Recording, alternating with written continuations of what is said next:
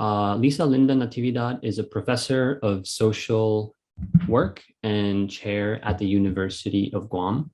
She is the primary convener of the Guahan Coalition for Peace and Justice, a founding member of Hagan, Famalao'an Guahan, and a member of the International Peace Bureau's Advisory Council. She is an indigenous CHamoru woman who has championed the exposure of the human rights violations against her people and homeland Guahan, which is a military colony of the United States. She has spoken globally on the topics of demilitarization, decolonization, and the critical role women play in the creation of safe and thriving communities. Dr. Natividad has presented interventions on halting of the massive military buildup on Guahan before the United Nations Fourth Committee, Decolonization Committee, and the Permanent Forum on Indigenous Issues. Buenas and hafa day, everyone. And thank you very much, Sizus Masi, to our organizers for this event, and to be able to give us an opportunity to share our story as colonial subjects of the United States. So in looking at our Guahan story, I always begin with where we are. For some, the idea of Guahan is implanted in terms of watching war movies, particularly in the context of the US and in World War II. And so just for purposes of clarification, we are located in the North Pacific, and I have my cursor here sharing. It's literally a star on this map. We're a tiny little island in the Micronesian region of the Pacific, particularly in the Mariana Island chain. And as you can see, our region of Micronesia is a splattering of different small islands throughout, with close proximity to places such as Hawaii, as well as the Philippines and the rest of Asia. And so in this slide, we see how Guam is centered in terms of a number of and varying military triangles that are used for exercises. And so you can see here, for example, our proximity even to and exercises with Australia to the south, as far to the west as Seoul, up into Japan and Okinawa, and even as far as Hawaii and beyond that, to San Diego in California and to Alaska as well. And so you can see our positionality in the region is very critical, and not just our geographical location is significant, but also our colonial status, which makes us very desirable for the United States and its US imperialistic plans. And so this is a zoom into our island. And as you can see here in this map, to the north, we have what has become very popularized, the Anderson Air Force Base. And this is largely popularized because if the US were to do a preemptive attack on the DPRK, those planes would, or B-2 bombers would be activated from this base here in the north. And then to the south, we have a naval base here in Apra Harbor, which has been largely fortified for decades, stemming back to before World War II. And so who are we? As indigenous Chamorros, we've been in our lands for they're around 4,000 years. So we have a very long history. This is our lineage. This is our heart. We are very much connected to land, as are other indigenous peoples throughout the world. And our legends tell us of humanity being born of Foha Rock, which is this here in the southern village of Humatak. And so looking at our historical context, the Western world stumbled upon us in around about the mid-1500s. The Spanish later came, particularly setting up Catholic missions in the mid-1600s, and thus began our colonization of our land. We continued to be a Spanish possession up until the end of the Spanish-American War. Similar history, I know that's been shared in this webinar, as well as in the framing historical context of the first presenter.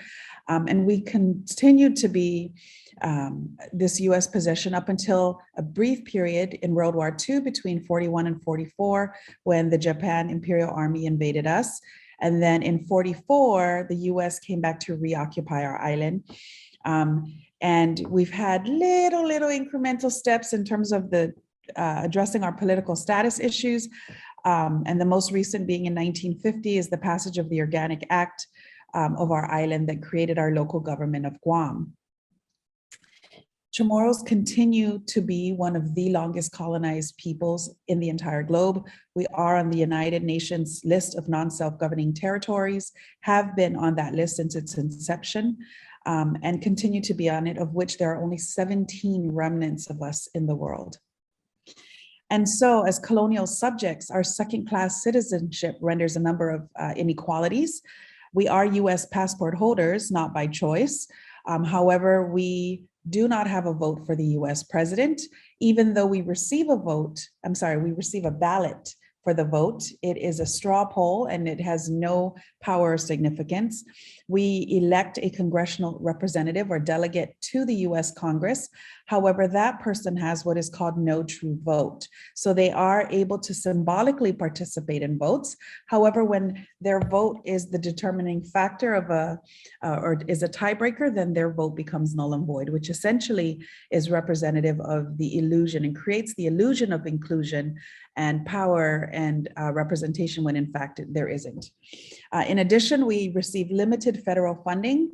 One report that came out of the US Congress, a GAO report, indicated that territories receive about 1/7 the funding that is afforded to US states. And we are excluded from a number of different standard US social programs that oftentimes are safety nets, such as unemployment insurance or disability insurance through the Social Security program. As well, we have a number of restrictive federal territorial policies that do not allow us to fully develop economically and to thrive. And so when we look at this colonial context, one thing I didn't mention earlier, although I showed you our map, we are a very small place. The island is roughly 212 square miles in area, and our population base is less than 160,000 people. So you can imagine the difficulty we have in terms of organizing, because for us, a big protest means getting about 200 people on the street will be huge for us. Although we did accomplish once 2,000 people on the street in response to a US colonial decision that was made. And so militarization for us has meant a lot of things. I don't want to spend too much time on this slide other than to say that, you know, as in the case of the Pacific pivot during Obama's time, 2011, we are a huge part and a critical piece in terms of the web of the US's military plans that spreads its tentacles into the Pacific. And so I wanted to share a quote from Captain Robert Lee, who is one of the top military personnel at one point in time, who stated here on Guahan, and he stated, "We're seeing a realignment of forces away from Cold War theaters to Pacific theaters, and Guam is ideal for us because it is a US territory and therefore gives us maximum flexibility." And so you can see the subtle illusion, the subtle reference here to our political status as a colony, and them essentially having free reign in terms of decisions and what they wish to do here. And so the US's military legacy to Guahan, what has it meant? First, lots of toxic contamination, as is consistent across military or base communities. And with that, of course, the devastation on our environment and our land. Where there's toxicity, there's poor health outcomes. In addition, their presence here has meant the prohibition of traditional practices. A lot of our traditional medicines grow naturally behind military fences, and we are not able to access those plants, as well as the prohibition of access to traditional fishing grounds, largely with the latest agenda of marine preserves that don't allow us, as well as the military bases having the prime lands on our island, which of course includes access to the ocean. There's been land acquisition, different percentages over time. At present, it's roughly between 29 and 31%, depending on which properties you count. And at one time, following World War II, was as high as almost 80% of the land being occupied. We have a segregated school system, unapologetically by the Department of Defense, and ultimately their presence here, their occupation of our land, has resulted in the deferment of our political right to self-determination. The first list of consequences of the military's presence here was radiation exposure. Most are familiar with the testing that happened in the Marshall Islands, particularly Bikini Island here. And so our island is within the radius of radiation exposure and within direct downwind of the Marshalls. And as a result, we are exposed in some records indicate as high as those in those particular islands to radiation. And clearly our environment and its toxicity and our health outcomes indicate and evidence that contamination. Other information that has been shared with us in terms of access to the information, which is oftentimes blocked, is that there have been over 95 toxic sites on Andersen Air Force Base and the Naval Base in the South. And they're in different statuses of cleanup, supposedly. And oftentimes it's the case that it's so toxic, highly toxic, that cleanup is really beyond a foreseeable act in terms of restoring the land to life. In addition, our tiny island of 212 square miles has over 30 Superfund sites, which is the US Department of the EPA's designation as the most toxic sites in the country. And so we have over 30 of those, and of course, largely connected to military practices in the present and in the past. And so when we look at our health records, this is a really old study, but it clearly illustrates in looking at death certificates over a 25-year period, indicated that Chamorros were at highest risk for cancer. And in addition to that, the findings reveal that the villages of Jigo and Santa Rita had the highest incidence rates when adjusted appropriately using epidemiological calculations. And those two villages are where the two bases are located and situated. This slide shows, and I just picked a number of different random types of cancer, ranging from non-Hodgkin's lymphoma, nasopharyngeal cancer, all the way to cancer of the lung and bronchus. And as you can see here, this blue bar here in turquoise is our rates as Chamorros per 100,000 cases. And this green bar is the rates of the US national average of the same types of cancer, also per 100,000. So you can see gross overrepresentation of illness in this case, cancer, which is a pretty common formula across different conditions when you look at Chamorros and health. And so what's happening here, crazy as this may sound, we also have the highest rate of enlistment as territories. And, you know, between us, American Samoa, Puerto Rico, we all kind of bop up and down in terms of who's the champion at the top with the highest risk. Not that it's something to be proud of in terms of an outcome, but when you've got the highest rates of enlistment as we do, largely consistent with poor communities, because economically we fare the worst in comparison to the United States numbers, you're going to see high rates of enlistment. Where there's high rates of enlistment, you're going to see high rates of death as a result of military participation or enlistment. And so you see here in this slide, from Guahan, you have 5.8 cases per 100,000 of deaths due to wars. In this case, Iraq and Afghanistan, in comparison to the US's average of 1.44, and then its various states don't even begin to touch the rate of incidence of death from wars, or those two particular wars. And in addition to that, we see lots of land dispossession. As I shared earlier, our island is 1/3 controlled by the US Department of Defense. That's more than all private landowners combined and more than our local government of Guam. Their presence extends into the sea and into the air. Most recent, lots of discussion about not just the erection of a THAAD, but multiple ranges of THAAD on our little island, which is very troubling for us, particularly in light of our connection to land.